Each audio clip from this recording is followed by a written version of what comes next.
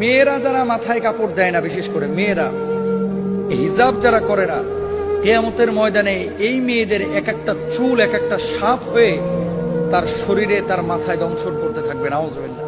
বড় কঠিন বিষয় ভাই। নামাজ পড়া ফরজ, রোজা করা ফরজ, হজ করা ফরজ, যাকাত দেওয়া যেমন ফরজ, পর্দা করা ছেলেদের এবং মেয়েদের তেমনই ফরজ। মনে রাখবেন, আল্লাহ তাআলা বলেছেন ওয়ালিয়াদরিবনা বিখুমরিহিন্না আলা জুয়ুবিহিন, মেয়েরা এমন একটা পোশাক মাথা থেকে পা পর্যন্ত ঝুলিয়ে দিবে যাতে করে তার শারীরিক আকার আকৃতি অবয়ব বোঝা না যায়।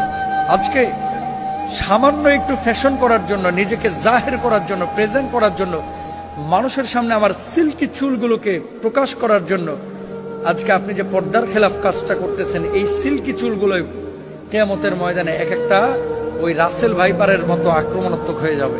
এই চুলগুলো আপনাকে মাথার উপরে দংশন করবে।